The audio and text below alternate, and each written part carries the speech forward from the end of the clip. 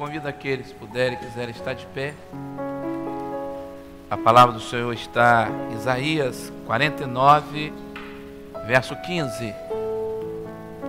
Isaías 49, verso 15.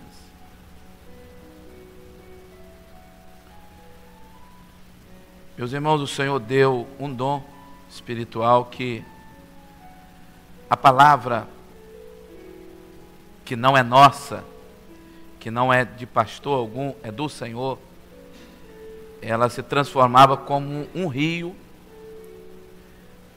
e havia alguns com dúvidas, mas porque não mergulhavam, mas quando mergulhavam, as dúvidas saíam, acontecia libertação, esclarecimento nos corações, todo o coração, todos nesta noite, era tocado. A palavra, quando o Senhor mostra água, é a palavra, é a bênção do Espírito, é aquilo que Isaías disse, foi uma fonte que foi aberta lá no Calvário.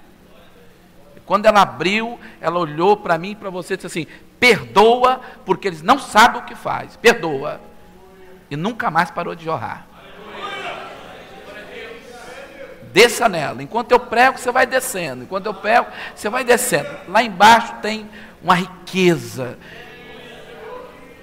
Tem coisas maravilhosas que você não encontra na superficialidade, né? Podemos ler juntos? Isaías 49, 15. Comigo. Pode uma mulher esquecer tanto de seu filho que cria, que se não compadeça dele, do filho do seu ventre, mas ainda que esta se esquecesse, eu, todavia, me não esquecerei de ti. Senhor, nós somos gratos ao Senhor por essa compreensão, por esse amor incomparável. Senhor, exorta, consola, edifica, restaura, e que seja feita a tua vontade em nós. Nós viemos aqui nesta noite, Senhor, para isso, para aprender a amar mais o Senhor, para se aproximar mais do Senhor e para descer na profundidade dos teus mistérios. Fica conosco, em nome de Jesus. Amém. Vamos nos assentar. Meus irmãos, o conteúdo profético do capítulo 49 de Isaías é uma direção, um esquadrinhar da postura do servo de Deus. Quando eu falo servo de Deus, estou falando servas, jovens, adolescentes, crianças, todos. E como que Deus trabalha? Ele sabe, ele toca entre a alma e o espírito. O linguajar profético, a didática profética que Deus usa Isaías, não deixa dúvida. Ele diz assim, eu quero vos preparar para ser exemplo para a nação, para as nações aos redores. Eu não posso relacionar convosco de meia palavra, de meio termo. Ele começa assim, eu quero ter liberdade para falar direto, para o meu nome ser glorificado. Ele diz assim, eu quero que, verso 9, que os presos sejam libertos através das vossas vidas. Eu quero que os que estão em trevas recebam a luz. E ele descreve o que ele quer, e chega aqui no verso 15, aonde ele traz um estreitamento daquela que gera. Queridos, nenhum ser no mundo humano tem condição de descrever aquilo que aquela que gera vive. Não se pode imaginar que aquela que gera possa abandonar. Mas olha a pergunta do Espírito Santo para o povo de Israel e que chegou para nós hoje. Aquela que gera, aquela que cria, aquela que teve contração, aquela que viu o corpo se deformar, aquela que viu cada mexida, cada gemido, aquela que viu que ela deu à luz, ela pode, é uma pergunta. Quando essa pergunta entra na alma, sana muitas coisas que têm afastado muitos de receber bênção nesses últimos dias da igreja na terra. Tem afastado muitos de receber bênção. Sabe por quê? Porque a nossa tendência é olhar para o homem. A nossa tendência é olhar para nós mesmos. Mas quando Deus fala isso, Ele diz assim: eu quero que vocês olhem só para mim. Se tem alguma comparação a fazer, faça comigo. Se tem algo para ouvir, ouve da minha parte. Quando as crianças cantaram, pode ser o último culto, a última mensagem, é deles esse louvor, é deles essa mensagem, é do autor. Eu não tenho dúvida que essa mensagem saiu do coração de Deus. É uma mensagem de despertamento. Quando Ele traz para aquela que gera, Ele está tocando na nossa alma. Aquela que gera não é para falhar. Mas vamos sair da esfera espiritual, vamos no literal. Quantas notícias, né? Se hoje encontrar uma criança, seu coração corta, né? Será que é mãe mesmo? Mas é bíblico, né? A palavra diz que o amor, nesses últimos dias, se aperfeiçoaria, não é isso? Se esfriaria. O amor de muitos se esfriaria. Nós estamos vendo isso hoje. Mas foi um homem que plantou e tem plantado. O senhor diz assim, ele vai no extremo para dizer assim: não importa o que te possa fazer, o que o homem pode propiciar, o que você pode viver dentro da igreja. Ele diz assim: eu não falho. Não está condicionado a nossa falha. Não está condicionado o nosso tempo de igreja. É uma garantia. E foi conquistada na cruz do Calvário. Quando a fonte, quando o rio começou a jorrar, ele disse: perdoa. Nenhum homem tem condição de falar dessa relação. Nenhum homem pode chegar e dizer assim: perdoados são os seus pecados. Mas Jesus pode. Querido, quando Ele traz para esse estreitamento, nós não podemos definir um nome a não ser o amor incondicional. Quando você fala de amor, há uma confusão muito grande. E os estudiosos, mais propiciamente os gregos, dividiram, né? O amor de Deus para com o homem é um incondicional, amor de tal maneira que deu seu filho, é o ágape. Tem também a relação de marido, mulher com marido, é o eros. Pai com filhos é o ilhéus. Mas não é isso a mensagem, não garra nisso não. Não podemos condicionar a relação que Deus está fazendo e quer aprimorar, aperfeiçoar cada dia com esses relacionamentos. Amamos os nossos filhos, é bíblico, vós maridos, amai as vossas, como Cristo amou, precisa aprimorar isso. Mas nada se compara esse amor que Deus tem nos propiciado. E ele não pode ser simplesmente falado, ele quer que seja vivido. Quer ver? Lá no Éden, ele desceu pós-desobediência, pós-pecado, porque às vezes nós mudamos o foco, vamos na consequência do pecado, que o pecado se teve a origem na desobediência. Então todo desobediente é pecador. Quando Deus disse assim: desça dessa árvore aqui, do fruto do conhecimento do bem e do mal, não toca. E o que o homem fez? Tocou. Saiu da revelação, saiu da voz de Deus, entrou na velocidade do som, ouviu a voz da serpente, e ele começou a retroceder. Ele caiu. Deus desce lá, como toda viração do dia, ele desceu lá, e ele faz uma pergunta. Ele diz assim: aonde você está? Que é uma pergunta muito pertinente, né? Só eu e você, com Deus, podemos responder para ele nessa noite: aonde eu estou no projeto do amor dele, aonde eu estou, no querer dele, na vontade dele. Só você pode responder. Ninguém. Mas vamos lá, ele não é onisciente, ele não é onipresente, ele não é onipotente, ele não tem todo o poder, ele não está presente em todo lugar ao mesmo tempo. Ele não sabia aonde Adão estava? Sim ou não? Hã? Mas por que da pergunta? Ele tem prazer em ouvir. Queridos, quantos momentos nós perdemos de travar diálogo com Deus, né? Enquanto eu prego, você pode estar conversando com Ele aí. Sabia? Ele tem prazer em ouvir, sabe por quê? Porque Ele tem prazer em abençoar. Ele sabia onde ele estava, mas vou repetir uma coisa que eu tenho repetido muito aqui. Ele queria ouvir a confissão, como aconteceu com Caim, quando ele se irou, quando ele tirou a vida do irmão, e Deus faz a pergunta aqui: se você se arrependesse, se você pedisse, não tinha perdão para você não? Tinha não? Sabe por quê? Porque Caim não conheceu o amor que eu e você estamos conhecendo. Ele abriu mão do amor.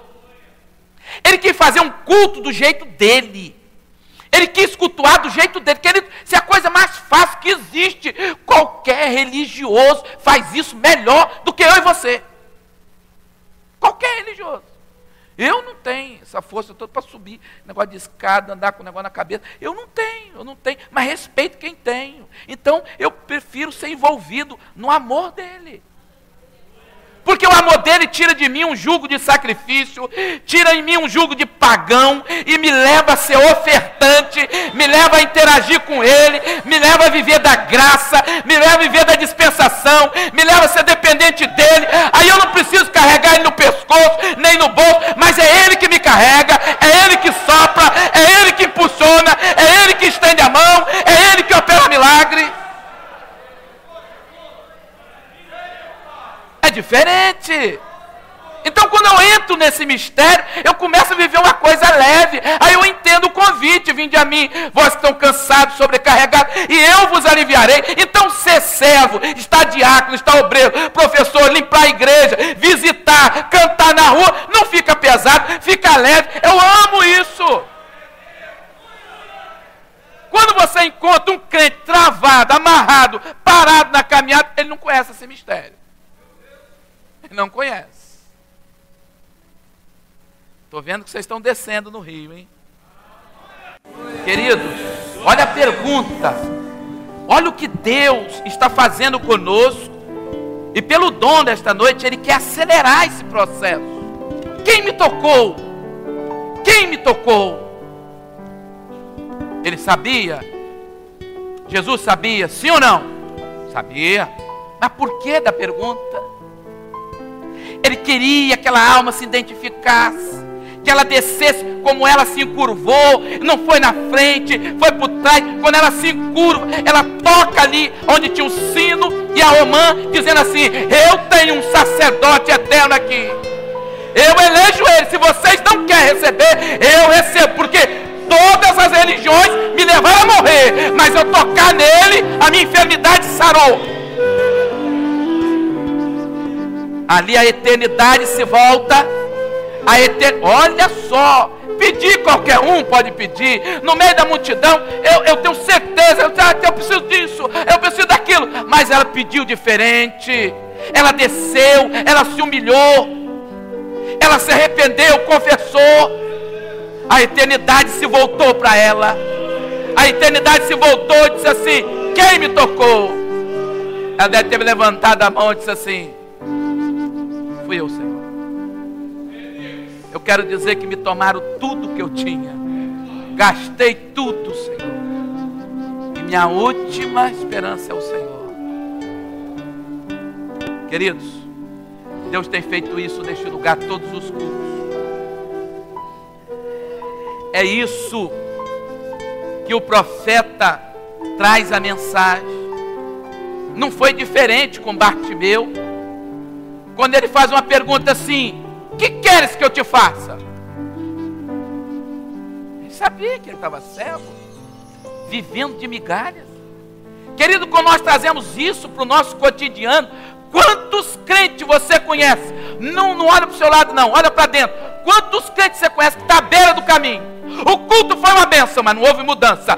O culto foi maravilhoso, mas não houve transformação. O culto foi isso, mas não deu um passo para amar mais o Senhor, para se dedicar mais ao Senhor, para ir ao vizinho e falar assim, ó, Deus tem uma bênção para você, de trazer um visitante, de ver o fruto do seu trabalho, de granjear mais.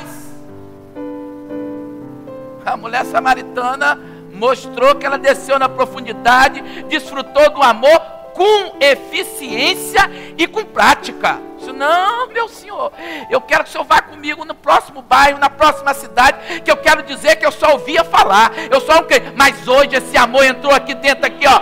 Eu vou dizer que o Senhor entrou aqui dentro, aqui, ó, e que a minha vida foi mudada.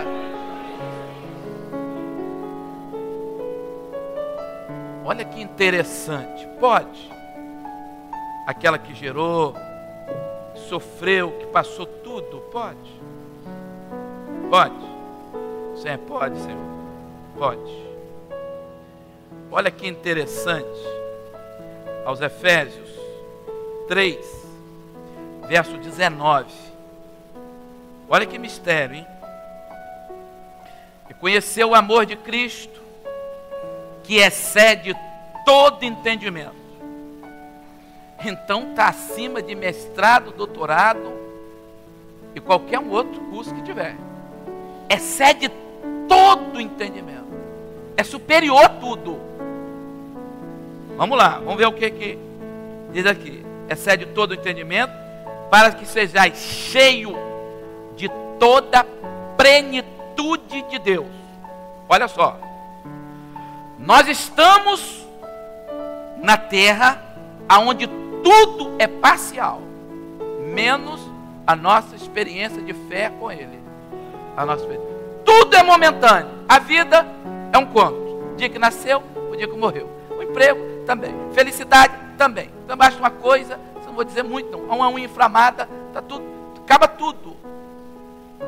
Mas ele diz que esse amor enche e leva a viver a plenitude de Deus. Sabe o que ele está dizendo? É possível nessa terra, enquanto Jesus não vier, viver a plenitude da alegria, a plenitude da felicidade, a plenitude do gozo, a plenitude da esperança, a plenitude da comunhão com Ele. Não existe alternância. Eu tenho uma comunhão com Ele, nós temos uma comunhão com Ele, e é plena. Tudo isso oriundo da pergunta: pode? Aquela que cria, aquela que gera, esquecer, pode? Se é seu pode. Quando você pode responder uma pergunta dessa, você está dizendo para Ele: eu não confio nem em mim, Senhor. Não confio em mim. Não estou esperando nem em mim. Não espero em ninguém, Senhor. Não confio em ninguém. Vivo o amor, a consideração, a convivência, mas a minha confiança e a minha esperança está no Senhor. Era isso que Ele queria despertar no coração de Israel. Diz assim: pode haver falha em todos os lugares. Pode haver imperfeição, mas todavia eu não me esquecerei de ti. Você está, no verso seguinte assim, você está escrito na palma da minha mão. Ah, meu Deus, quando Israel saiu do Egito, a palavra diz que ele saiu debaixo de uma grande, uma forte e poderosa mão. Só a mão, foi preservado pela nuvem, pelo fogo. Querido, essa mão não saiu. Essa mão não saiu. Às vezes, e sempre um homem nos decepciona. Aquele que um dia nos assistiu, um dia nos olhou, falhou, e conosco mesmo. É a nossa batalha. Mas Ele não esquece. Ele não esquece de nenhum. Não importa a condição, não importa a função, não importa quanto tempo tem. O amor dele é pleno. O projeto dele é pleno. A assistência dele é plena. Pode? O que você está vivendo hoje? O que aconteceu hoje durante o dia? O que você viveu dentro da sua casa? Eu não esquecerei de ti. Encerrando. Aos Romanos 8:35. Eu gostaria que a igreja sabia se lesse comigo.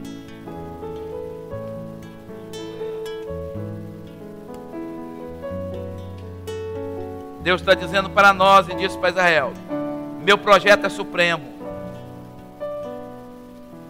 O homem falha, mas eu não falho. Pode uma mãe esquecer do seu filho que cria, que não se compadeça dele, do filho do seu ventre, mas eu ainda, que ela esqueça, eu todavia me não esquecerei de ti. Aos Romanos 8:35, comigo, todos acharam? Comigo. Quem nos separará do amor de Cristo? A tribulação, ou o amor, ou a perseguição, ou a fome, ou a nudez, ou o perigo, ou a espada. Vamos ler o 36. Como está escrito: por amor de ti,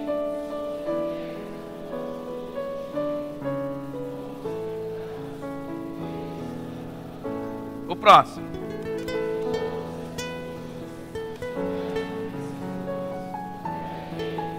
Aleluia. Aleluia.